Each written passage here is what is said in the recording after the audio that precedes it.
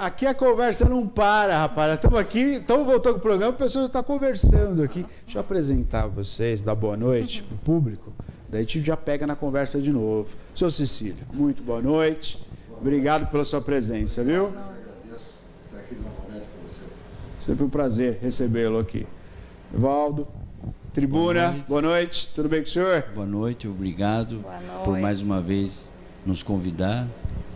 Um abraço a todos vocês. É um prazer. E Eric, conosco também. Eric Gomes, boa noite, tudo bem? Boa noite, Neto, Maria e todos que estão assistindo a gente aqui no Piracicaba agora. Um prazer estar aqui novamente com vocês. Agradeço de coração o convite. Muito bom. Bom, toda terça-feira nós estaremos aqui então com essa roda de conversa, né, recebendo convidados, batendo um papo, falando sobre assuntos pertinentes. E você de casa participe conosco. Eu quero saber também a sua opinião, quero que você faça perguntas. Nosso WhatsApp está aqui na tela, 991411048. Participe conosco aqui, por gentileza. Eu conversei agora, aproveitando rapidamente, a gente vai entrar em alguns assuntos aqui, mas parabenizar, né? Nós tivemos a presença do secretário de Estado, que veio aqui, além de conversar com o prefeito na região metropolitana, e recebeu as entidades também. Isso é muito importante, né, Eric? Sim, ele hoje esteve aqui, o senhor Jorge Lima, né? Isso. Ele esteve no gabinete do prefeito Hélio Zanata e conversando com algumas entidades, algumas empresas, Caterpillar, Hyundai, presente, para falar sobre um projeto que ele tem já há algum tempo. Ele já tinha estado em Piracicaba há 2 anos atrás.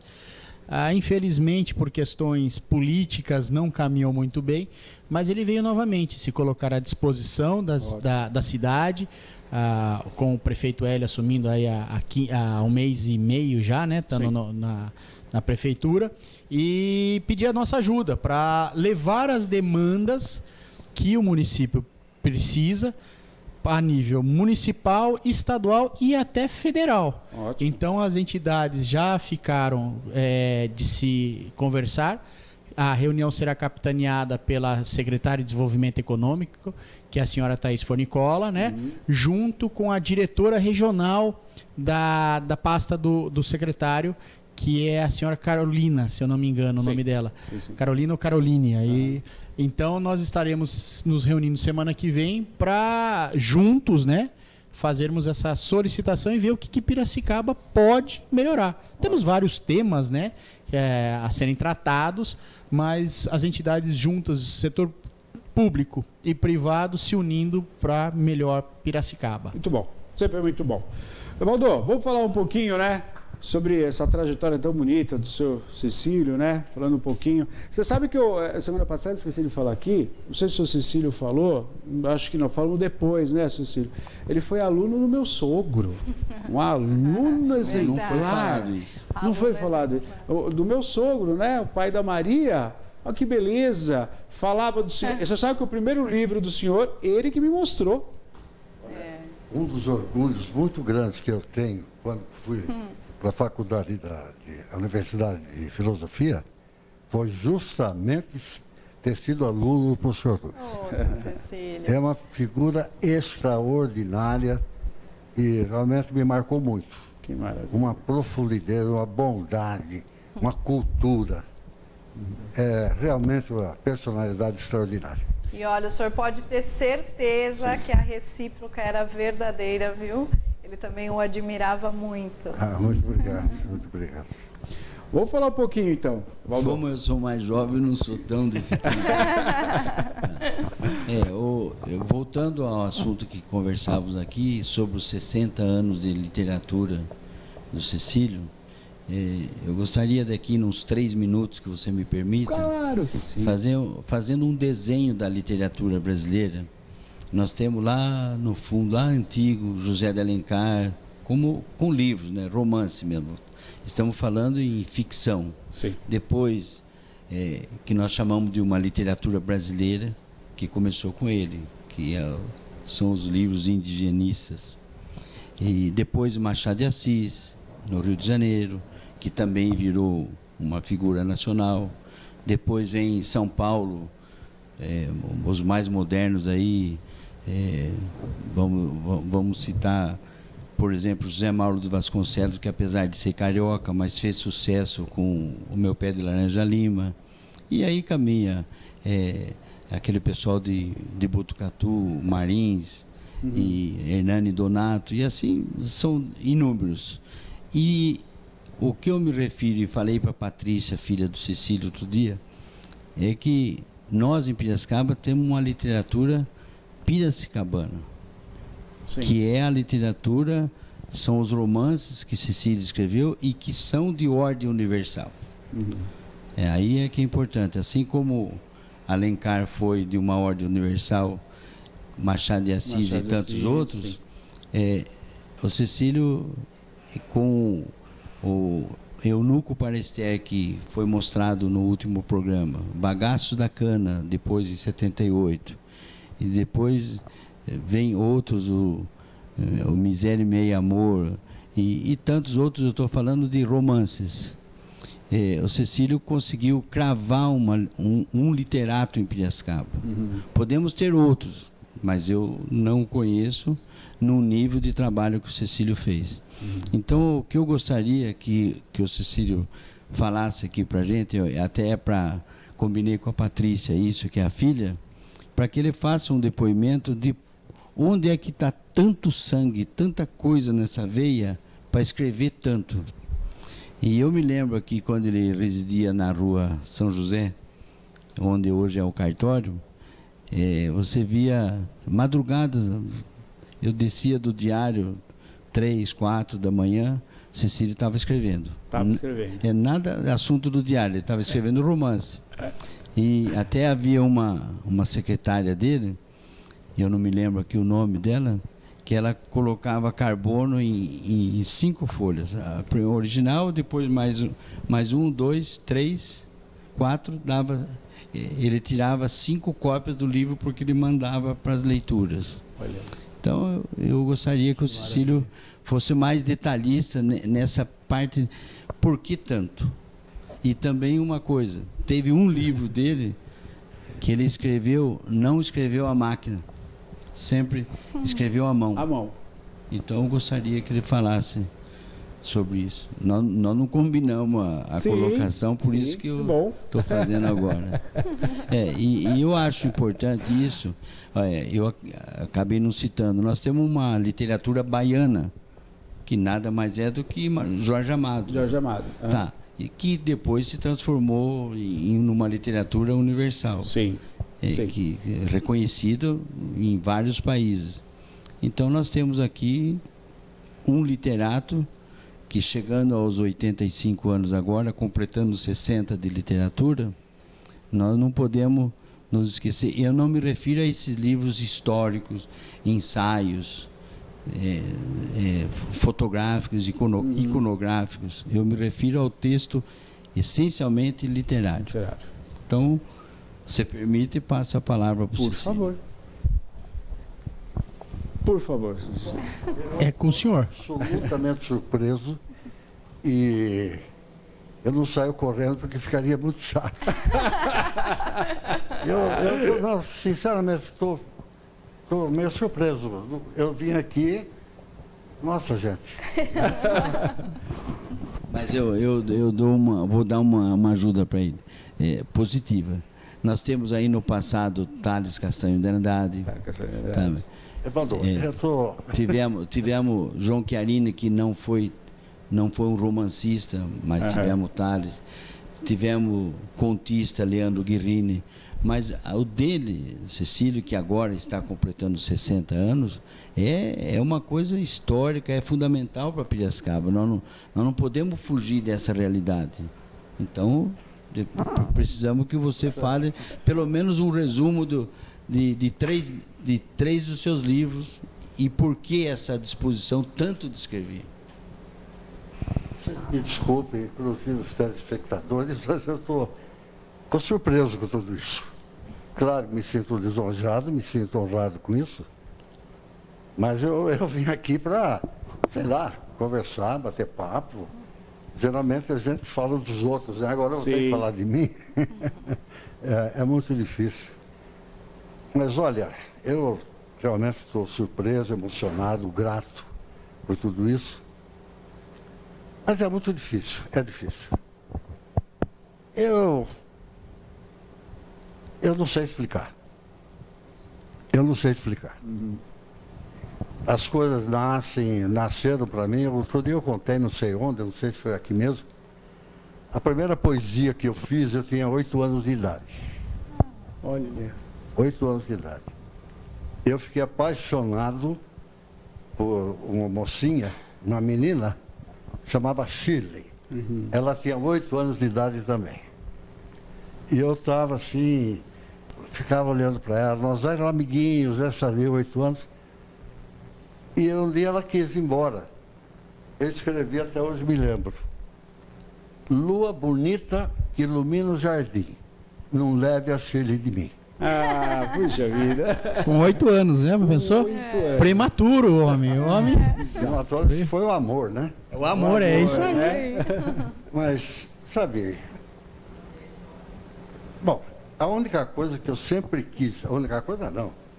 O que eu sempre quis na minha vida é escrever.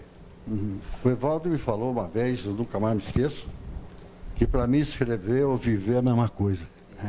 É um sinônimo. Sinônimo, né? E realmente, mas é difícil, sabe, explicar. Porque é uma necessidade vital minha. É necessidade vital. Eu escrevo todos os dias. Todos os dias. E não é só para publicar, mas escrevo por escrever, ideias que me vêm à cabeça. E assim vou levando.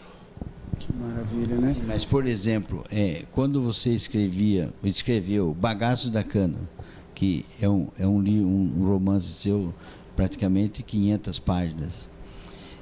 Isso você escreveu capítulo por capítulo, era na sequência? Como era esse trabalho, esse tipo? Já tinha porque ideia uma vez uma eu entrevistei José Mauro Vasconcelos, eu entrevistei 2 vezes. E uma delas eu perguntei como ele escrevia. Ele falou: eu escrevo de acordo com o que eu penso o capítulo, depois eu junto os capítulos. Então, essa é uma curiosidade de como você organiza esse escrever seu. Ou é... Não, começa que eu não me organizo e não organizo. Começa já por aí. Mas é interessante. Nos últimos anos, acho que nos últimos 40, 50 anos, eu preciso mentalizar o título. Quando eu tenho o título do que eu quero escrever, daí eu me sinto à vontade. Mas em outros livros não foi assim, não. Por exemplo, o Eunuco para Esther foi o primeiro, que foi um escândalo para a época. Isso foi em 1965. Portanto, o Evaldo tem razão. Está fazendo 60 anos que aquele livro foi escrito. O primeiro livro. Vejam bem, vamos imaginar 65, os preconceitos, os problemas, as dificuldades que havia, sociais, econômicas, morais, que havia na época. E qual era o tema? O tema era o gay, o homossexual. Então, foi um grande amigo que nós tínhamos, mocinho, não vou citar o nome dele, evidente, e uma noite, vou contar a historinha rápida. Sim. Era primeiro Réveillon, era quase o Réveillon, e nós estávamos todos na minha casa, aquele negócio todo, molecada, né? Isso antes de escrever o livro. E ele falou: bom, agora eu vou passar com os meus pais, o Réveillon. E foi para casa. Quando não levou meia hora, ele voltou, correndo, chorando, desesperado. Ele tinha encontrado a mãe dele com outro homem na casa e o pai ia chegar para vê-los. Puxa. Então foi um impacto para ele, assim, de ver minha mãe, né, com outro na minha casa, na cama dos meus pais. Aquilo deu impacto nele, ele não saía de minha casa mais, ele ficou refugiado. Não queria ir embora, não queria fazer nada. Muito bem, o que ocorreu? Ele, que fazia parte das nossas farinhas, aquele negócio todo, começou a ter uma mudança muito séria de personalidade, de temperamento, tal. E, de repente, ele se transforma num homossexual. Quer dizer, foi um impacto terrível e tremendo. E foi usado, abusado. E aquilo me deixou, Sabe, nós tínhamos o quê? Acho que 14, 15 anos. Aquilo me marcou muito. Me marcou muito. E com o passar do tempo, daí fui estudar em São Paulo. E chegou lá e não tinha nada a ver, me mandaram, eles queriam que fizesse medicina, não tinha nada a ver com aquilo.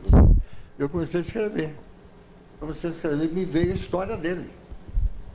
E eu comecei a escrever a história dele. A história dele. E a moça se chamava Esther. E na Esther bíblica, ela tem os eunucos. Sim.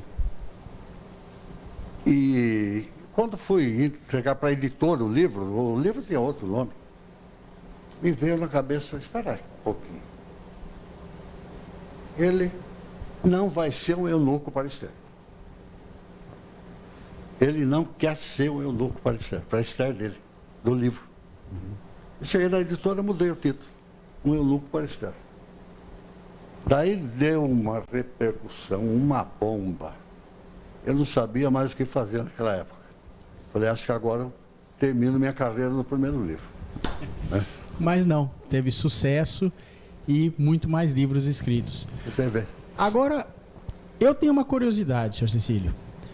O senhor sempre escreveu romance, mas é um homem extremamente politizado, tanto que no começo desse mandato escreveu um artigo, se eu não me engano, na Tribuna, certo? Sobre política. O senhor vê alguma correlação? Porque o romance é uma coisa bonita, é uma coisa pura. A política, hoje em dia, está complicado demais. Mas como uma pessoa que consegue escrever tantos livros de sucesso, de romance, também consegue escrever sobre um tema, no mínimo, complexo, vamos dizer assim? Perigoso. Obrigado. Olha, as coisas acontecem, na minha vida, pelo menos, acontecem sem eu prever, sem eu desejar, sem eu ter querido, sabe? Eu entrei no jornal, como o Evaldo, as minhas primeiras publicações começaram, só um históricozinho para explicar isso. Quando eu entrei no ginásio, professores meus pegavam minhas composições e mandavam para os jornais. Olha esse negócio, olha que esse menino escreveu, olha que legal. Né? E eu ficava feliz e com medo, né? Porque, nossa, eu estou escrevendo. Há quantos anos, Cecílio, isso? Só pra gente. Você começou com 8 anos, fez o primeiro poema. Mas poema, brincadeira. Não, brincadeirinha, né? Mas foi Chile, um garoto de 8 anos, movido pelo amor. Que é isso, né, Eric? Quando a gente fala de. O amor, o Eric falou. Era o amor. O amor fez o senhor escrever um poeminha, mas não era comum isso para as crianças da idade do senhor, né? Sei lá, rapaz. Minha vida acontece tanta coisa que aparentemente não são comuns, né? Mas daí aconteceu o seguinte, eu quis entrar em jornal para aprender a escrever. Porque antigamente os jornais eram uma escola literária. Sim. E eu entrei e falei, agora eu vou aprender. Tanto é que fiquei 2 anos, comecei no Jornal de Piracicaba, como auxiliar de revisor. Depois fui para o Diário do Sebastião Ferraz. E a minha carreira começou indo assim, mas todo mundo achava que eu ia ser médico. Não me passava para a cabeça ser médico. Mas falei, deixa que vá. Aconteceu então o seguinte, com 16 anos eu entrei, comecei a fazer tudo, mas aos 20 anos aconteceu de eu ter ido para um jornal chamado A Folha de Piracicaba, que estava sendo lançada na época. Tá. E eu fiquei diretor do jornal em 3 meses. Com 20 anos me fizeram diretor do jornal. O que aconteceu? Definiram minha carreira. E, na verdade, o que eu queria fazer era diplomacia. O meu prazer, a minha busca pessoal, era fazer diplomacia. Mas fazia diplomacia pelos Para ser escritor. É isso. Atingiu o alvo. Não foi a diplomacia que o senhor queria lá em Brasília, então, mas volto àquela sua pergunta. Então, como diretor de jornal aos 20 anos, a política começou a entrar no jornal. Né? O jornal é político, policial, aquele negócio todo. Eu já tinha feito polícia, tinha feito Câmara Municipal. Eu comecei a ser responsável para ter opiniões, para participar daquilo. E logo depois chega 62, junto com o Jango, o Brasil estoura, vem o golpe militar de 64, aí foi embora, não tem mais jeito. Puxa vida.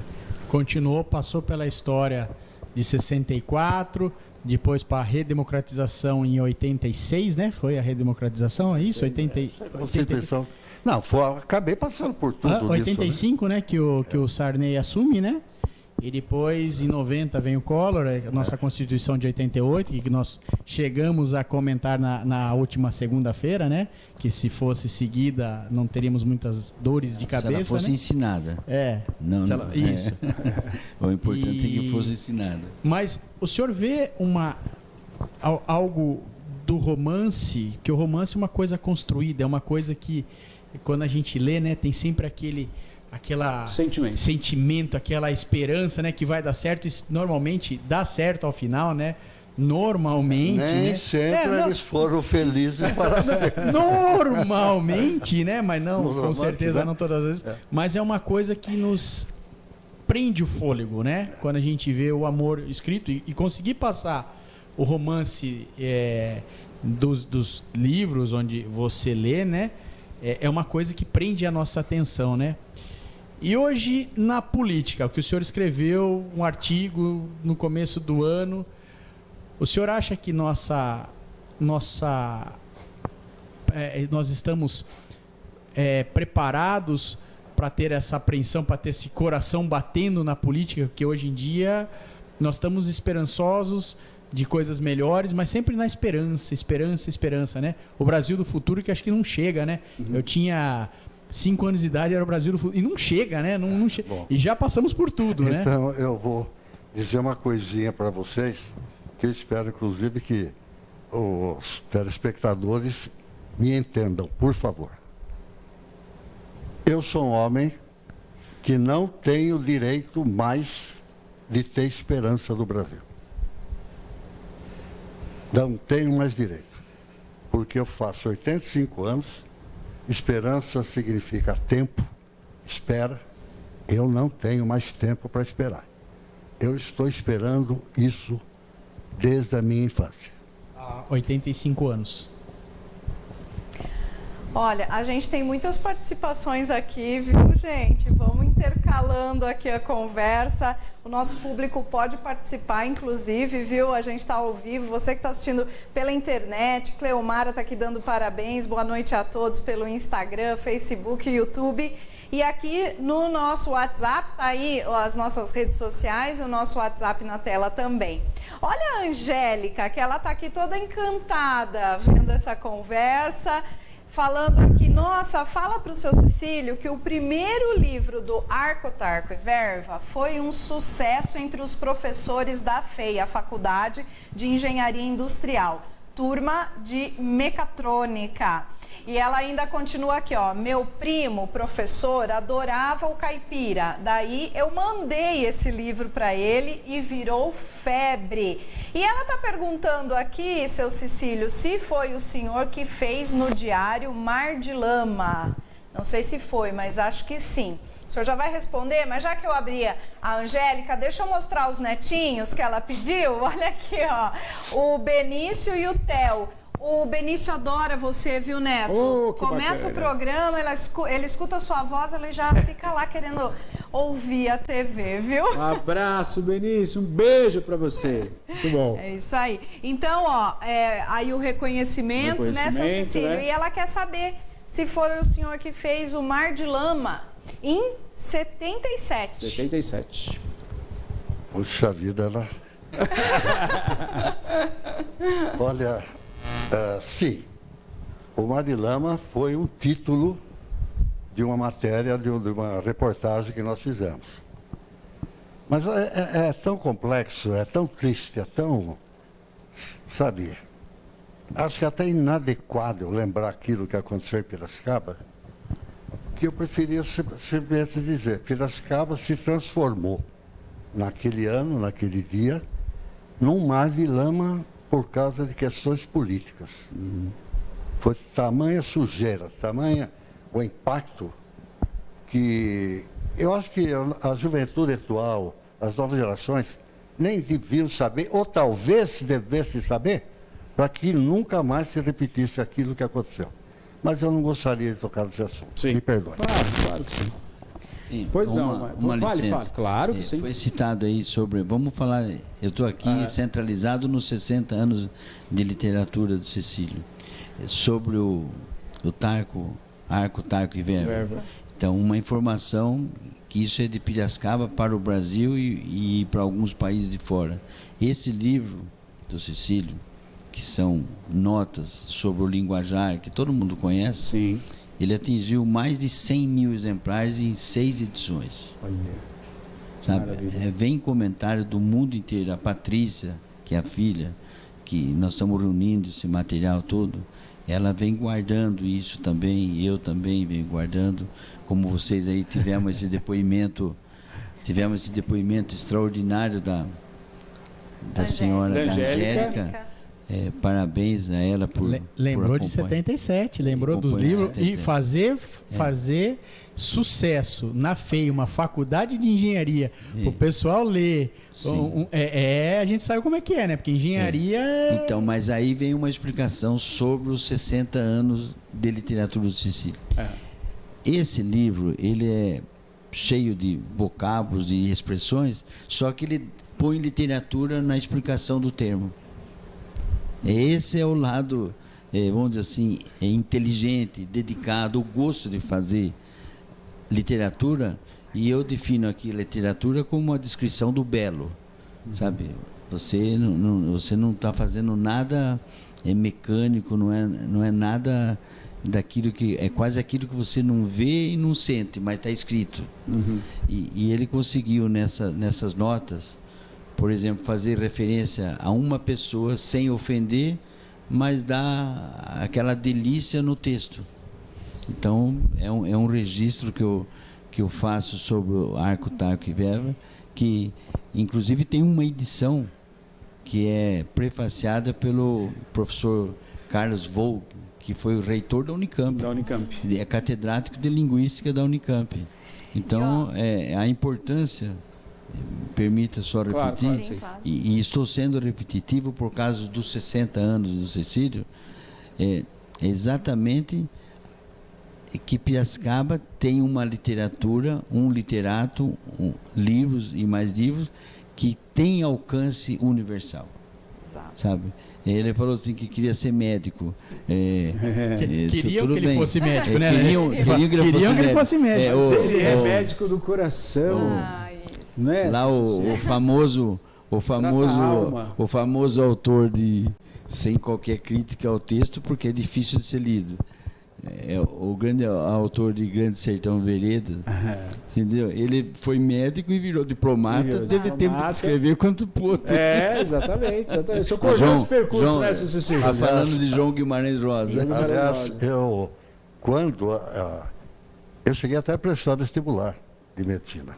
Olha. Mas a minha esperança exatamente qual era? Dos médicos literatos que eu havia lido. Entende? E aí são muitos, né? Então são muitos. Eu falei, não, eu acho que ser médico, eu vou conhecer mais a alma humana, Isso. o sofrimento humano. Então talvez eu possa escrever. Mas esqueci do sangue, da dor. Aí é melhor deixar pra lá e escrever direto, pulou. Tá. Ó, aqui, ó, dá pra cortar? Deixa eu ver se consigo mostrar, Lucas. Vai estabilizar. Deixa eu ver se estabiliza aí. Pronto. Ela tá no automático, então é difícil estabilizar. Isso aí são... É a contracapa do Arco, Tarco Não vai Verba. dar. Aqui, tá aqui a capa. Pronto. Esse aqui, você falou que teve um, Evaldo? São 6, né? Tá aqui. Veja aqui, ó. Deixa eu colocar para Ó, você. enquanto vocês vão descobrindo aí, deixa eu registrar a participação da dona Cida, que está assistindo a gente também. Pode abrir a mensagem. Esse que tem como prefaciador Carlos Volk. É verdade, é esse aqui. Dá só uma citação aí. Vou. No texto dele. Ó, Maria, eu tô sem óculos. Maria vai aqui embaixo. Aqui embaixo? Não, imagina, mas a Maria... Olha, diz o seguinte, Para aqueles que nasceram, cresceram, é um trechinho, tá, gente? Ou em algum período de sua vida viveram no interior de São Paulo, ler esta obra será matar as saudades de um outro tempo, recuperar situações que certamente trarão lembranças extremamente pessoais. Para aqueles que se dedicam à interpretação da história, pesquisadores que sejam da área da linguística, sociologia, dos movimentos da migração e urbanização, tal leitura também será enriquecedora. E até mesmo os que desejam uma versão diferente, capaz de realçar o que acreditam em ser um caipirismo que já se foi, nada a reclamar. O trabalho do jornalista Cecílio Elias Neto serve aos mais variados objetivos. Portanto, façamos bom proveito e, como diz o autor, tomemos ferro na leitura dele. Bom demais. Esse é um trechinho, então, ó, para quem não leu, fica mais do que a recomendação, tá aí na tela para você. O Arco, Tarco e Verbo, um clássico piracicabano. E ó, falando aqui, né, dos jornais, né, que ambos trabalharam já, Dona Cida, boa noite, Neto, Maria, trabalhei em uma banca de revistas e vendia o Diário de Piracicaba e a Tribuna desde 78. Conheci as duas figuras ilustres. Muito obrigado. Muito bom. Evaldo, vendo tudo isso, a história sua com o Cecílio, uma pergunta, o nome da sua coluna, O Capial, tem alguma a ver com o caipiracicabano? Não, por incrível que pareça, não. Esse O Capial surgiu em 2008, o Capial. Eu vou contar para que não fique dúvida. O Vargas Negre, prefeito, era candidato à reeleição. Sim.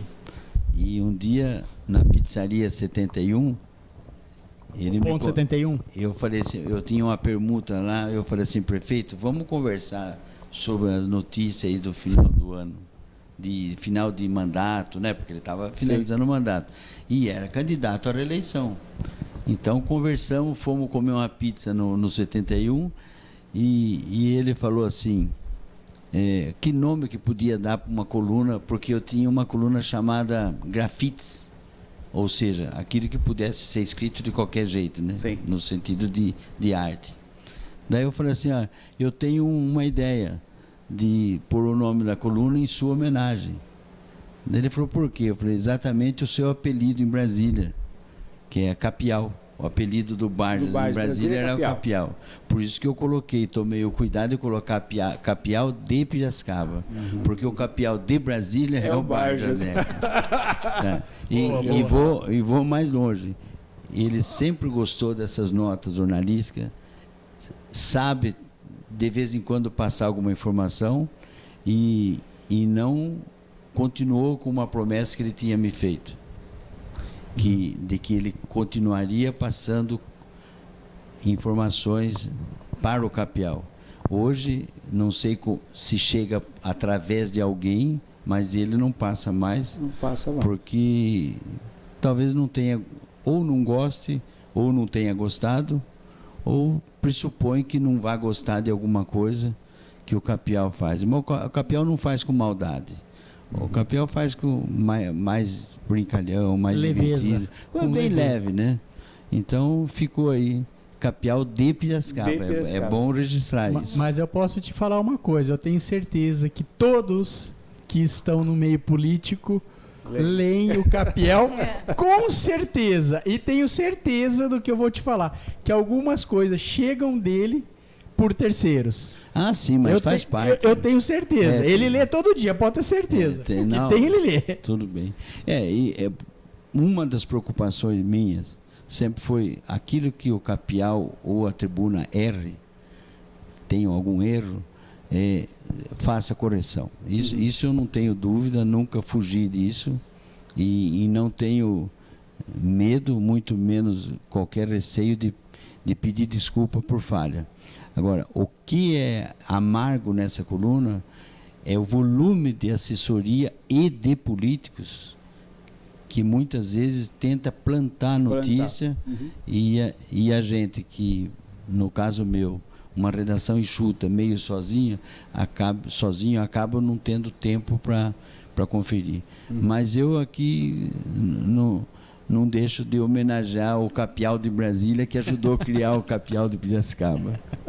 Nunca contei essa história. Nunca contou essa história aí, ó. Olha só. Olha, tem pergunta do público para vocês lá, também, tá? Deixa eu agradecer aqui a participação, a audiência do Leandro. Leandro, que é um fã do seu Cecílio, e eu já vou mostrar o vídeo dele, mas antes vamos para a pergunta. Ele comenta, né? Essa aqui é minha maior ostentação. Essas obras em particular são as melhores. Guardo com muito carinho, né? Eu já vou mostrar essa ostentação do Leandro. Pergunta aos três. Como eles veem Piracicaba sendo sede da região metropolitana de Piracicaba? Tanto do lado positivo quanto negativo. E, senhor Cecílio, obrigado por eternizar a riquíssima história e cultura de Piracicaba. Deixa eu posicionar o vídeo dele enquanto vocês vão respondendo aí, porque é bonito, hein? Olha só. Pode abrir, ó. Pode, claro. Abrir.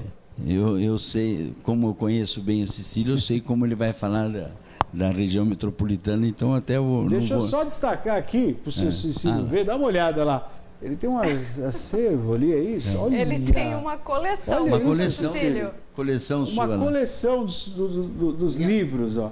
Coleção do senhor. Olha que beleza. Preciso do contato para passar para a Patrícia. Eu gostaria muito de conhecê-lo pessoalmente, para agradecer. Ele vai nos ajudar muito no documentário sobre os 60 anos. Olha, Leandro. Eu fico muitíssimo Agora, um grato. parênteses aqui. Essa é uma notícia. Dia 24 de junho, Cecílio completará 85 anos. É um velhinho já, né? Velhinho. Mas vai ter festa aí, nós vamos tomar uma... Dá licença. É aos 85 anos que a vida começa. Muito bom. É isso aí. Eu tenho conversado porque sinto-me da família, sempre nossa amizade. Nunca tivemos outros problemas que não fosse o mínimo só de opinião. Então a Patrícia pensa, e nós pensamos juntos, eu estou colaborando para fazer um documentário sobre 60 anos de literatura e ela completa 60 anos. Mas, senhor Cecílio... Não. Eu estou sabendo que eu vou fazer 85 anos. Tá bom. Estou sabendo que faz 60 anos que eu escrevi, faz assim 65 anos que eu fiz isso. É tudo 60. Mas eu não sabia. E completa 70 eu preciso conversar com a minha filha pessoalmente. Bom, mas é importante, seu Cecílio, porque é a história de Piracicaba que é o senhor. Então eu acho que é importante se nós darmos valor. O senhor já percebeu que normalmente a gente dá valor aos de fora? O senhor está aqui, vivo, vai completar 85 anos, dia... É junho? 24 de junho. Junho. Dia de São João. Então, assim, isso é importante porque nós temos que dar valor ao que nós temos nessa terra. Essa terra aqui, Piracicaba, ela deu muito fruto, muito bom. E o senhor é um deles que está muito aqui, obrigado. Muito obrigado. Está vivo, com saúde, e nós vamos estar no dia 28 de junho, 24 de junho. Nós vamos aparecer lá na casa do senhor, viu? O senhor nós vamos chegar lá. Agora, arraiar. Vocês vão conversar com minha filha a respeito disso. Mas, você vê, o que eu sinto, em primeiro lugar, é gratidão, dou graças a Deus por tudo isso. Ter chegado aos 85 anos, depois dos problemas que eu tive de saúde, problemas de UTI que eu tive, eu acho que isso é uma benção. Quer dizer, eu rendo graças todos os dias, todas as horas, eu digo. Que lindo. Mas eu fico assustado de pensar, 85 anos, gente. Vou dar uma novidade pro senhor. Os 85 anos são os novos 60, tá? Tem mais tempo para viver. Quando a gente estava lá atrás, falava que 60 anos era velho. Nada, 60 anos hoje é um menino. 85 o senhor está começando. Mas tem mais. Se eu chegar até 2026... Já vai chegar. Vai fazer 70 anos de jornalismo aqui em Piracicaba. Olha que beleza. A história pode. Eu acredito que o senhor seja o mais antigo do jornalismo em Piracicaba. Achando que sou mais velho. Sim? O que tem mais conhecimento. mais Tô errado, conhecimento. tô errado, Evaldo. Claro. Caminham juntos, Cecílio e Antônio Messias Galdino, porque eles foram contemporâneos. Mas o Galdino parou, né? Parou um tempo, né? Ele parou de ser jornalista.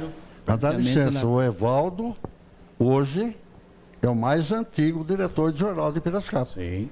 Ele começou com 13, 14 anos e hoje é o mais antigo jornal de Piracicaba. Mas é isso, gente. Mas agora fale da região metropolitana. Exato. Eu acho que seria melhor o político primeiro falar sobre a região, depois o jornalista. Eu acho. Mas cadê o político? Onde ele está? Tá à minha frente. Não, eu fui até o ano passado. Não é mais. O futuro a Deus pertence. Mas não é. Mas eu gostaria. Pré-candidato é bom que ele fale primeiro. Então, já que o senhor puxou esse assunto, eu já vou abrir a pergunta do Rafael, que é nesse sentido, viu, Eric? Ele dá boa noite, Neto, boa Maria. Noite. Pergunta ao Eric se ele ainda pensa realmente colocar o nome dele à disposição, a deputado federal, e como ele vê a questão de tantos votos que eleitor de Piracicaba perde ao votar em candidato que não é da cidade. E ele está achando o papo aqui excelente, um clima muito agradável. Na verdade, Maria, nós sim colocamos o nosso nome à disposição. Obviamente que nós estamos muito cedo ainda, né, para uma eleição. A eleição é outubro do ano que vem, mas nós estamos com o nome à disposição. O que eu vejo é o seguinte: Piracicaba, perto das eleições, tem muito candidato que quer recall. Que quer o quê? Deixar o nome para voltar a ser vereador. Tá? E muito político profissional. Tá? Muito político profissional. Que ao chegar lá, eu acho que o Evaldo pode até dizer melhor sobre isso, ele esquece da população, alguns, não são todos, tá? Mas a grande maioria, e volta a pensar em si próprio. Tá? Nós tivemos em 2020 uma pandemia, e nós tivemos algumas votações aqui na Alesp, onde nós tínhamos representantes, que foi contra o povo piracicabano. Obviamente, tivemos uma movimentação de algumas entidades, especialmente do agro, que conseguiu derrubar. Porque ia prejudicar o estado de São Paulo e o agro em si. Então, assim, eu me considero uma pessoa muito abençoada. Tá, muita gente acha que é ser empresário, que a vida é fácil. Não, não é. Eu estava conversando com o Evaldo, eu estou acordado desde as 4h30 da manhã, já tivemos hoje reunião na prefeitura, com o secretário, tive que trabalhar, saio daqui, tenho que voltar a trabalhar, vou, obviamente de casa, mas eu tenho que entregar algumas coisas para a minha equipe poder prosseguir amanhã cedo, amanhã 6 horas da manhã estou na empresa, amanhã 7, amanhã quarta-feira 7 horas eu tenho que levar meus filhos na escola, então de lá eu vou para a empresa. Então assim, se for para o bem da cidade, nós sim estamos com o nosso nome à disposição. Obviamente que precisa ter uma coesão da cidade por um nome.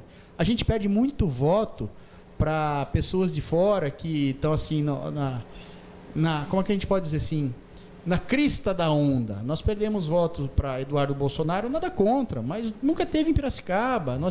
Perdemos voto. Até voto de manifestação, né? De contra.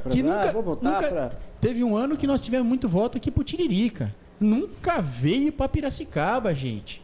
Então, assim, Alexandre Frota no passado. De novo, eles sabem onde é Piracicaba, sabem onde fica a nossa. Sabem a necessidade da nossa cidade. Quais são as necessidades numa cidade extremamente industrializada, que é focada no sucro energético, que ela nasceu, Piracicaba, o seu parque industrial, nasceu de uma empresa chamada Dedini, gente, que hoje, esse ano, faz 105 anos que está aqui. E muitas das empresas é o que a gente chama de spin-off. A pessoa saiu dali e montou uma empresa de pistão, uma empresa de caldeiras, uma empresa de moendas, uma empresa de montagem. São empresas que saíram da Dedini. A Dedini o seu Mário Dedini, né? Foi o precursor dessa cidade. Ele tem até um livro que o Barges escreveu, que para quem lê é muito bom. Eu li esse livro inteiro, entendeu? E conta a história de Piracicaba. Então está na hora de a gente pensar isso, porque nós temos hoje 2 representantes na Alesp, né, que é a Bebel, a deputada Bebel, e o deputado Alex Madureira na Alesp em São Paulo. Mas faz 20 anos que nós não temos um deputado federal. E muitas das coisas que acontecem, Constituição, Código Civil, leis trabalhistas, são discutidas lá em Brasília, não aqui na Alesp. Então nós precisamos de pessoas que conheçam disso e que estejam dispostas. Obviamente, se aparecer um nome que seja maior, não que o meu seja grande coisa, mas que tenha vontade de fazer pelo povo, a gente... Eu tenho trabalho, eu não sou político de profissão, mas se Piracicaba aceitar, falar, olha, vamos, hoje a gente está colocando nosso nome à disposição, nem candidato, nem pré-candidato. Mas se acontecer de Piracicaba fizer uma coalizão para isso acontecer, nós estamos sim disponíveis. Sobre a região metropolitana. Sobre a região, nós temos quantos minutos aí, Ana? Vamos falar. 2 minutos. Vocês estão convidados a estar terça-feira novamente conosco. Então, Fale você. vamos esquecer a região metropolitana e vamos falar de deputado. Vamos. Eu discordo frontalmente do disposto candidato a deputado Dá federal. licença. Eu também, muita coisa. Então, tá claro. Eu discordo pelo seguinte, Eric, com respeito à sua ideia, Sim. tá? Mas falta para nós exercitarmos a Constituição e lembrarmos que deputado é do Estado. Deputado é Estado do povo, representa o povo. O estadual na Assembleia Legislativa, o federal na Câmara dos Deputados. E o senador, que é, sim, aí um representante do Estado e não do povo, no Senado Federal. Então, essa mania, para mim, isso aí foi mania que uma entidade se especializou em Piracicaba, em defender essa ideia, quando foi lá atrás para eleger e reeleger o Roberto Moraes, que teve um trabalho dele como deputado, 6 mandatos, então não vou entrar no mérito disso. Mas criou-se uma propaganda em torno do candidato de Piracicaba. Então, eu sou de Ipeúna, eu quero o candidato de Ipeúna. Outro quer o de Charqueada, eu quero o deputado de Charqueada. Não é. Nós temos que ter candidato do Estado. Seja com ele, aqui no caso... Você citou os do dois... Estado em Brasília? Não, é isso? do Estado... Para o Estado. Votado no Estado. Uhum. Por Sim, exemplo, isso a sim. professora Bebel é deputada com domicílio eleitoral em Piracicaba e é votada no Estado inteiro. O deputado Alex Só Madureira... um pouquinho. E tem gente que ficou prefeito de Piracicaba com domicílio eleitoral apenas de 2 ou 3 anos. Aí já é um assunto de eleição de prefeitura, né? Mas eu digo, o Alex, por exemplo, o deputado Alex, ele tem domicílio eleitoral em Piracicaba, ele é deputado do Estado. Então, é duro começar a imaginar, raciocinar constitucionalmente o deputado, o representante de Piracicaba nunca vai ter um representante na Câmara Federal ou no Senado ou no Palácio 9 de Julho. Piracicaba vai ter um cidadão, um eleitor, com base, com o registro eleitoral aqui e votado no Estado de São Paulo. Mas isso eu concordo. Mas essa ideia de falar assim, nós precisamos ter o candidato de Piracicaba... Mas aí a gente precisa entender os candidatos conhecerem Piracicaba. Agora, o Estado, que, né? aí, O Estado, a questão, Super Evaldo, só para colocar, a questão é óbvio que qualquer candidato precisa ser votado no Estado. Mas os que têm voto aqui federal e estadual, e você disse, a professora Bebel, bem colocado, mas ela tem voto predominantemente da POSP. Do Estado. Né? Do Mas da Estado. POSP é um voto que a gente diria de nicho, né? Sim. Agora, o deputado, de novo, não estou defendendo o meu lado nem de ninguém, tá bom? Porque pode chegar lá e eu não ser. É simples assim. Sim, mas eu vou... Só que precisa conhecer Piracicaba. Eu Os vou votos concluir o saem que é daqui- esse conhecer Piracicaba. Eu vou concluir, só um minutinho. São muitos candidatos em Piracicaba, o que a gente sente, e eu tenho sentido isso ao longo de muitos e muitos anos, e o Cecílio foi vítima disso lá na década de 70, quando ele foi candidato a deputado federal, e o João Herman saiu candidato só para não deixar ele ser votado no bairro do Piracicamirim. Isso é uma coisa antiga, sabe? E que cada um quer ser candidato. Hoje nós já temos 25 candidatos ou pré-candidatos ou que estão dispostos, como o Eric, um deles é o Eric aqui, que são pré-candidatos a deputado estadual ou federal. Se contar bem, chega a 40 já. Olha só. Agora, você vai numa cidade tipo Ribeirão Preto, você vai lá, você vai contar, vai encontrar menos. Você vai em Rio Preto, vai encontrar menos. E assim por diante. Piracicaba surge muito candidato. É o que eu tenho sentido, o que eu tenho visto. Mas como o tempo está estourando, é melhor ir parando. Eu acho que a gente tem que alongar essa conversa para terça-feira que vem. Eu acho que é você que tem que esticar o programa. Eu não posso esticar. Mas, ó... Nós temos que falar menos. Não. Vamos entrar num acordo aí. Eu convido vocês, teremos mais convidados também semana que vem, mas terça-feira estaremos de volta aqui, né? Então convido o Eric, Evaldo. Será um prazer. Vai discutir, falar também sobre essas questões. Eu acho que o ponto principal, eu acho que nós temos é discutir com os políticos que se faz. Eu, por exemplo, se eu for convidado para ser candidato a deputado estadual ou senador, eu vou dizer, eu não tenho condição de ser candidato. Sabe? Mesmo que eu estivesse filiado no partido. Acho que cada um tem que falar assim, não, eu vou até que ponto? Quanto que eu consigo? Sabe? Porque senão daqui a pouco fica essa seleção, porque a entidade, umas apoiam esse ou aquele, como aconteceu já no passado. Acho que os políticos que têm que fazer uma retrospecção e falar assim, olha, deixa eu ser candidato a vereador sem tirar voto do deputado, um exemplo. Tudo para se pensar. Então, ó, fica o convite terça-feira, Eric, pois não. Não, terça-feira que vem a gente pode debater mais sobre isso. Sim. Tem também o nosso ponto de vista, mas a nossa visão não é tão distorcida. É o deputado do Estado, mas que conheça Piracicaba. E lembrando de que nós vamos ter mais uma informação sobre os 60 anos. Mais uma informação, Cecílio, mais uma surpresa para o senhor, só terça-feira, hein? Não vai adiantar nada, ele falou que não vai adiantar, deixa para terça. Vai ser o endereço da festa. Seu Cecílio, muito obrigado, viu? Eu que agradeço muito a todos vocês. Agradeço muito. Obrigado. Sempre um prazer tê-lo aqui. Obrigado. Valeu, Eric, valeu. Obrigado, Neto. Obrigado, Maria, e a todos que assistiram o programa Piracicaba Agora. Terça-feira que vem estamos aí. Estamos novamente. Obrigado.